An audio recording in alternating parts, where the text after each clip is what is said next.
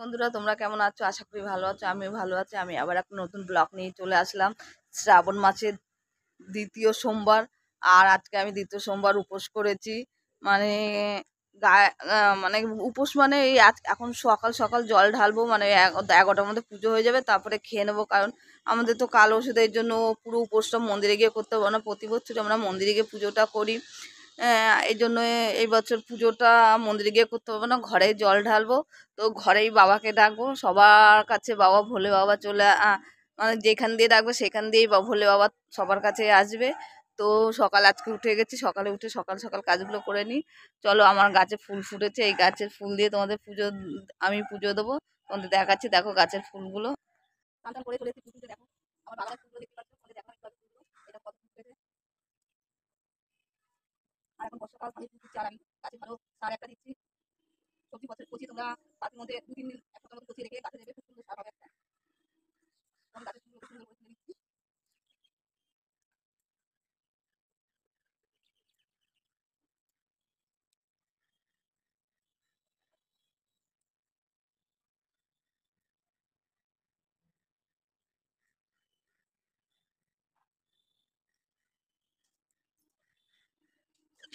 তাই দেখতে পাচ্ছি কত সুন্দর কতগুলো ফুল হয়ে গেছে। আর এই ফুল দিয়ে আমি পুজো দিতে খুব ভালোবাসি। বাড়ির গাছের ফুল দিয়ে তার পাশে কতগুলো ফুল নিয়ে চারবে পাতা নিয়ে এই ফুল দিয়ে বাবা মাকে জল ঢালা হবে, আর ফুল দিয়ে দেবো। চলো তোমাদের পুজোটা উপরে উঠে গেছি। দেখো উপরে তোমাদের দাদাভাই সকাল সকাল জল ঢেলে চলে গেছে কাজে। এ দেখো, দাদাভাই উপোস করে, দাদাভাইও জল ঢালে। ব্যাস, দাদাভাইও জল ঢেলে চলে গেছে। এবার এইগুলোকে আমি পরিষ্কার করে আমি এবার জল ঢালবো, পুজো দেবো। ঠাকুরগুলো এগুলোকে সব পরিষ্কার করতে হবে। চলো পরিষ্কার করি। পঞ্চামৃত বানিয়ে নিচ্ছি বাবার জন্য। আগে প্রথমে পঞ্চামৃত বানানোর জন্য দেখো দুধ নিয়ে নিচ্ছি, নিয়ে নিচ্ছি দুধ, নিয়ে নিলাম দই। দেখো তো দইও নিয়ে নিয়েছি। এবার নিয়ে নেবো ঘি, এবার নিয়ে নেবো মধু, আর নিয়ে নিচ্ছি চিনি। বাবার জন্য পঞ্চামৃত বানানো হয়ে গেল। এবার বাবার মাথায় জল ঢালবো। এ দেখো, বাবাকে এখানে নিচে নামিয়ে নিয়েছি। এখানে সুন্দর করে ভালো করে জল ঢালতে পারবো, মানে স্নান করাতে পারবো। আগে এই পঞ্চামৃত দিয়ে স্নান করাবো, তারপরে গঙ্গার জল দিয়ে স্নান করাবো। সো বন্ধুরা দেখো, বাবাকে ভালো করে পঞ্চামৃত দিয়ে আগে স্নান করিয়ে নিচ্ছি, অভিষেক করে নিচ্ছি বাবার।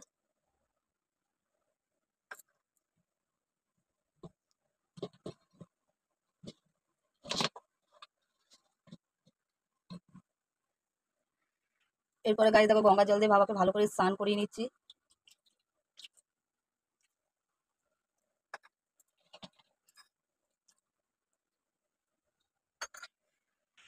তো বন্ধুরা, আমার এই আর একটা শিব, দেখো এটা বড় শিবলিঙ্গ। এটার মাথায় আমি পঞ্চমিত্র দিয়ে আগে মাখিয়ে নিচ্ছি।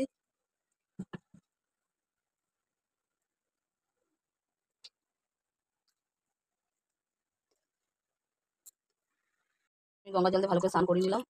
এবার ওনাকে ওর সিংহাসনে বসিয়ে দেবো।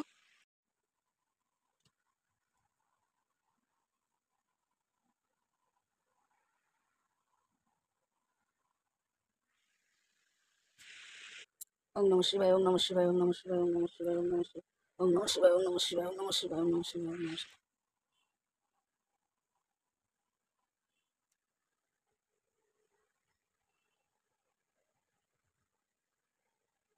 ওম নমঃ শিবায়, ওম নমঃ শিবায়, ওম নমঃ শিবায়, ওম নমঃ শিবায়, ওম নমঃ শিবায়, ওম নমঃ শিবায়।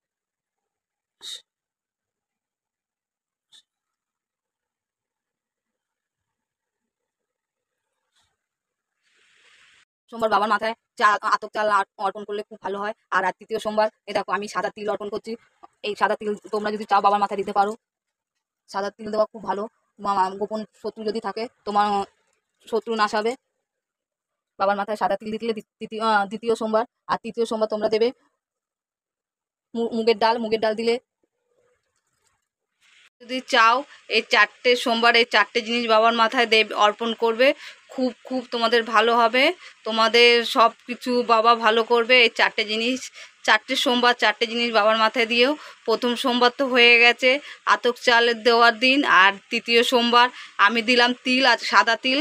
তোমরাও দিতে পারো সাদা তিল। আর তৃতীয় সোমবার দেবে মুগের ডাল। আর চতুর্থ সোমবার দেবে জব।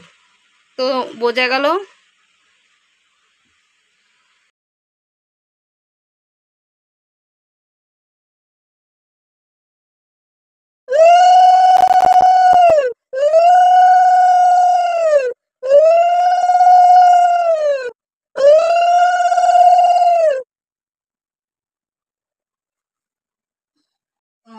পুজোটা তোমাদের দ্বিতীয় সোমবারে শ্রাবণ মাসের পুজোটা আমাদের পুজোটা তোমাদের কেমন লাগলো একটু কমেন্ট করে জানিও। ভালো লাগলে লাইক করো, শেয়ার করো, আর আমার চ্যানেল নতুন হলে চ্যানেলটা সাবস্ক্রাইব করো। তো ভিডিওটা এতটাই রইলো, বাই। আবার নতুন নেক্সট ভিডিও আসবে।